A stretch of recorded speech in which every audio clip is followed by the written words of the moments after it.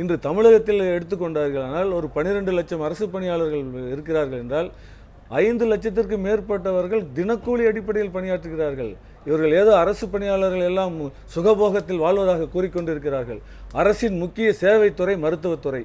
இன்று அந்த துறையிலே செவிலியர்கள் வெறும் 2000, 3000, 4000த்திற்கு ஒப்பந்த முறையிலே பணி நியமனம் செய்யப்பட்டு 2 ஆண்டுகள் முடிந்தவுடன் உங்களுக்கு காலமுறை ஊதியமும் உங்களுக்கு பணி நிரந்தரம் செய்யப்படும் சொல்லி இன்னைக்கு 7 ஆண்டுகள் முடித்தும் கூட பணி நிரந்தரப்படுத்த இவங்க சங்கத்துல கிடையாதுங்க. இல்ல எங்க சங்கத்துல இணைப்பு சங்கம் அவங்க. அவங்க பாத்தீங்களா, இவங்க யார் அரசிடென்ட் நாங்க வந்து அவங்களுக்கு தான் இல்ல சொல்றது இணைப்பு சங்கம் கேட்டுங்க. சங்கத்தை பத்தி நீங்க புரியாம பேசக்கூடாது. அரசு பணியாளர் சங்கங்கிறது பொதுவான அமைப்பு. அதனுடைய இணைப்பு சங்கங்கள் துறைவாரி சங்கங்கள் எல்லாம் அதோடு இணைந்தது. எல்லாருக்குமான பொதுவான கோரிக்கையை வைப்பதுதான் அரசு பணியாளர் சங்கம். இன்று நீங்க சொன்னீர்கள் ரேஷன் கடையில ஊழல் நடக்குதுன்னு. நான் ஊழலை பத்தி தான் பேசுறேன். ரேஷன் கடையில மக்கள் பாதிக்கப்படுறாங்க. ஆனா ரேஷன் கடையில பணியாற்ற பணியாளர் எவ்வளவு பாதிக்கப்படுறாங்கிறது நமக்கு தெரியுமா? கொடுக்கக்கூடிய 50 கிலோ மூட்டையை நீ 50 கிலோவா கொடுத்தா அவர் கரெக்டான அளவுல கொடுப்பாரு. கொடுக்கும் போதே 45 கிலோ கொடுக்குறீங்க. எல்லா பொருட்களுமே எடை குறைவா கொடுக்குறீங்க. அதே மாதிரி 100 கார்டுக்கு கொடுக்க வேண்டிய பொருட்களை இருங்க நான் பேசுறேன். 100 கார்டுக்கு கொடுக்க வேண்டிய பொருட்களை 60 கார்டுக்கான பொருட்களை மட்டும் கொடுத்து 100 பேருக்கு விநியோகம் பண்றீங்க. எப்படி அவன் சரியா? நான் திருப்பி இதுக்காக என்னைக்கா போராடி இருக்காங்க. அது மட்டும் இல்ல, போராடி இருக்கோம். தினம் போராடி இருக்கோம். செல்வராஜ் ஒரு பிரச்சனை மக்கள் பிரச்சனைக்காக இல்ல போராடிட்டு இல்ல எல்லா எங்களுடைய கோரிக்கை 100% பொருட்களை பொட்டலமாக கொடுங்கிறது, கணனிமயமாக்குங்கிறது. தீபக், நான் நிச்சயமா உங்ககிட்ட வரேன். மீண்டும் வருகிறேன். உங்களுடைய கருத்து நிச்சயமாக பதிவு செய்வதற்கான நேரத்தை தரேன் தீபக். நான் வரேன் தீபக், நான் நிச்சயமா வரேன் உங்ககிட்ட வரேன். வெயிட் இல்ல, என்னுடைய கேள்வி என்பது, நீங்க மற்ற இன்ன தமிழகத்தினுடைய பொதுமக்கள் நலன் சார்ந்த பிரச்சனைகளுக்காக போராடி இருக்கீங்களா அப்படிங்கிற வாதம் பொதுவெளியில் தொடர்ந்து வைக்கப்படுகிறது. நான் அந்த வாதத்துக்குள்ள கூட போக விரும்பல. அது ஒரு புறம் இருக்கட்டும், நீங்க உங்களுடைய உரிமைகளுக்காக மட்டும் கூட போராடுங்கள். ஆனா என்னுடைய கேள்வி என்பது, இந்த போராட்ட வழிமுறை என்பது மற்ற நாடுகளில், ஜப்பான் போன்ற நாடுகளில் இந்த போராட்டங்களுடைய வழிமுறைகளே வேறு விதமானதாக இருக்கும்.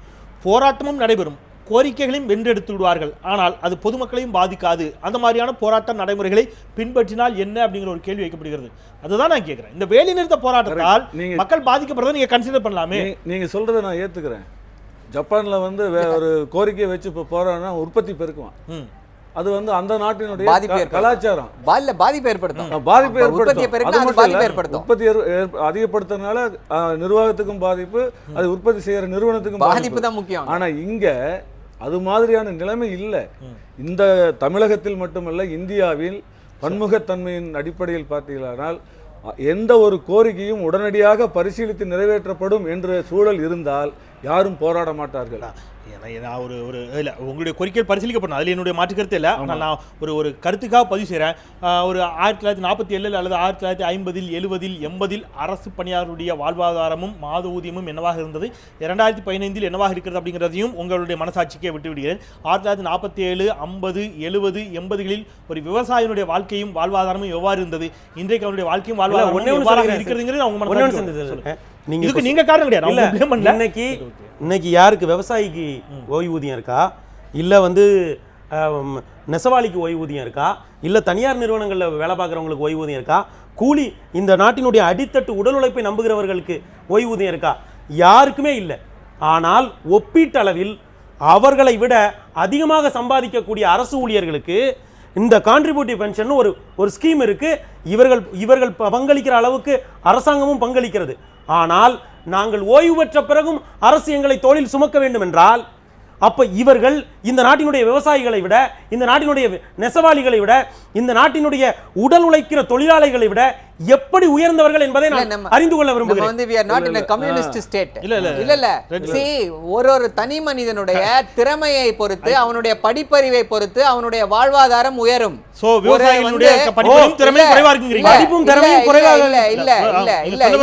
நீங்க வந்து ஒரு துப்புரவு பணியாளனுடைய வாழ்வாதாரம், அவனுக்கு படிப்பு இல்ல, அவன் வாழ்வாதாரம் கீழே தான் இருக்கும். தட் மீன்ஸ் அது அப்படி ஆயிடுது, மீன் ஆயிடுது. நீங்க சொன்னுடைய துணி இல்ல, அதுதான் சொல்றேன். நம்ம வந்து கம்யூனிஸ்ட், கரெக்ட், கம்யூனிஸ்ட் ஸ்டேட்ல கிடையாது. நம்ம கம்யூனிசம் வந்து கம்யூனிஸ்ட், நம்மளோட கண்ட்ரி வந்து கம்யூனிஸ்ட் கண்ட்ரி கிடையாது.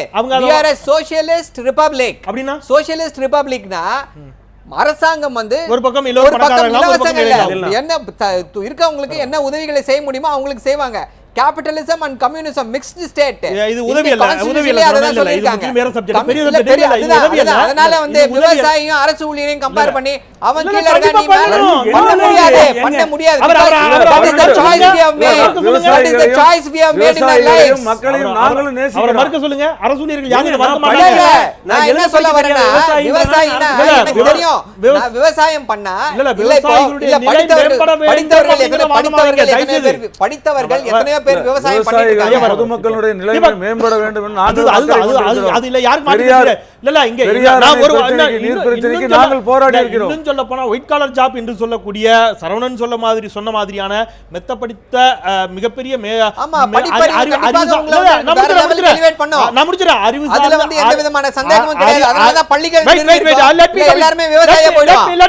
அறிவு சார்ந்த மேதாவிகளை விட சாக்கடையையும் மனித மலத்தை சுத்தப்படுத்தக்கூடிய ஒரு சாதாரண துப்புரவு பணியாளனுடைய மாத ஊதியம் அதை விட 2 மடங்காக இருக்க வேண்டும். அதுதான் நியாயம் அப்படிங்கிறது என்னுடைய தனிப்பட்ட கருத்து.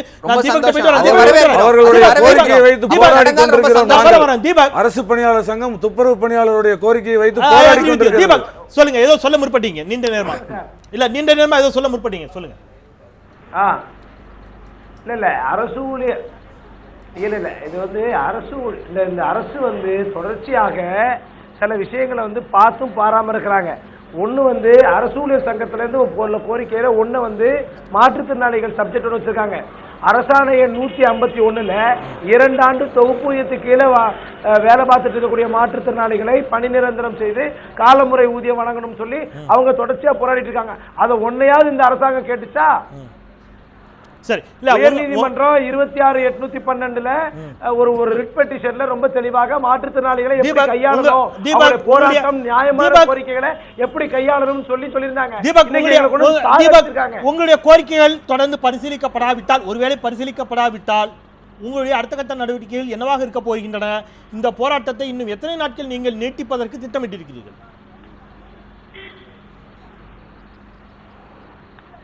இந்த போராட்டம் கண்டிப்பாக சட்டமன்றம் முடிகிற வரைக்கும் மாத்திரம் பண்ண மாட்டோம். இந்த போராட்டத்தை நாங்கள் தொடர்ச்சியாக கொண்டு போவோம். ஆனால் போராட்டத்தினுடைய வடிவம் மாறும். ஏன்னா இது தொடர்ச்சியாக 5 வருஷம் எல்லாரும் உயர்நீதிமன்றம், உச்ச நீதிமன்றம், பொதுமக்கள், அனைத்து கட்சிகள்லேருந்து எல்லாருமே மாற்றுத்திறனாளிகள் கோரிக்கையில நியாயம் இருக்கு சொன்னதுக்கு அப்புறமாவும் இவங்க செய்யலன்னா கண்டிப்பாக மாற்றுத்திறனாளிகள் எங்களை சுற்றி எத்தனையோ பேர் இருக்கிறாங்க.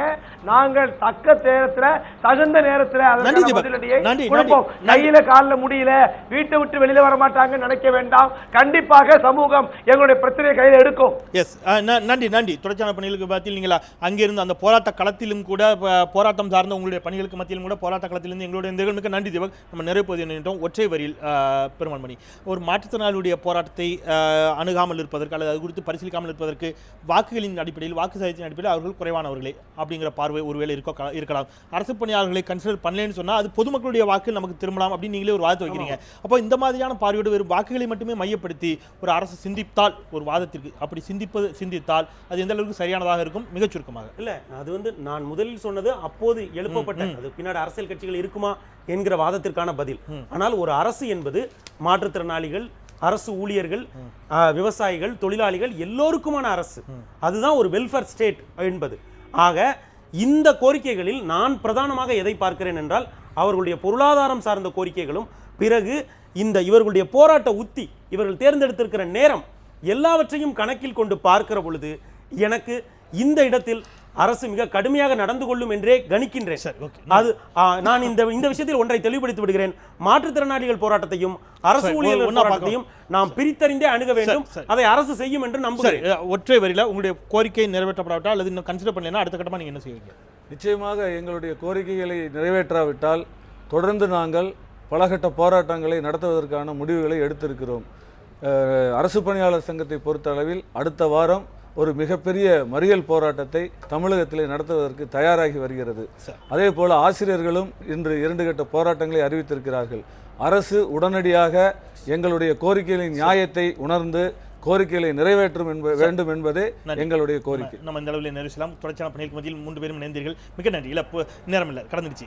தளபதி மு.க. ஸ்டாலின் அவர்கள் வந்து மாற்றுத்திறனாளிகளை சந்தித்து அவர்களுடைய மனக்குறையை கேட்டிருக்கிறார். போராட்டத்தை கைவிட சொல்லியிருக்கிறார். திமுக ஆட்சிக்கு வந்தவுடன் அவர்களுடைய போராட்ட குறைகளை நீக்கி அவர்களுக்கு ஆவண செய்வோம் என்று உறுதி அளித்திருக்கிறார். ஓகே நன்றி. இந்த அளவில் நாம் நிறைவேற்றலாம். போராட்டத்தை கைவிட மாட்டோம். சரி போராட்டத்தை நாங்கள் கைவிடவே மாட்டோம். சரி நன்றி தீபக். அவர் வைத்த கோரிக்கையை தான் முன்வைத்திருக்கிறார். நன்றி தீபக். தொடர்ச்சியாக இணைந்தீர்கள். உங்களுடைய போராட்டங்களுக்கு மத்தியில் அரங்கில் இருந்த உங்கள் மூவருக்கும் என்னுடைய நெஞ்சார்ந்த நன்றிகள். இந்த அளவில் நாம் நிறைவு செய்யலாம். ஏதோ ஒரு வகையில் அரசு ஊழியர்களும் இந்த சமூகத்தை சார்ந்தவர்கள் தான். அரசு ஊழியர்களை தவிர்த்துவிட்டு சமூகம் என்பது இயங்குவது என்பது சாத்தியமில்லாத ஒன்றுதான். அவருடைய கோரிக்கையில் இருக்கக்கூடிய நியாயங்களும் நிச்சயமாக பரிசீலிக்கப்பட வேண்டியது என்பதில் மாற்று கருத்தில்லை. அதே வேளையில் அரசு ஊழியர்களும் பாதிக்கப்படாத வகையில், பொதுமக்களுடைய வாழ்க்கை சூழல், மாணவர்களுடைய கல்வி பாதிக்கப்படாத வகையில் தங்களுடைய போராட்ட வழிமுறைகளை கையாண்டால் சரியாக இருக்கும் என்ற வாதத்தையும் நாம் தவிர்த்துவிட இயலாது. ஏதோ ஒரு வகையில் நம்முடைய கருத்துக்களை அவர்கள் பரிசீலிப்பார்கள் என்ற நம்பிக்கையோடு நிறைவு செய்கின்றேன். மறந்து கொண்டே இருப்பது மக்களின் இயல்பு. அதை மீண்டும் நினைவுபடுத்திக் கொண்டே இருப்பது எனது கடமை. அந்த வகையில் நாளை தமிழறிவு மணியன் காந்திய மக்கள் இயக்கத்தினுடைய தலைமை ஒருங்கிணைப்பாளர் திரு தமிழறிவு மணியனுடைய சிறப்பு நேர்காணலில் உங்களை சந்திக்கின்றேன். நான் செந்தில். இது கேள்வி நேரம். நன்றி.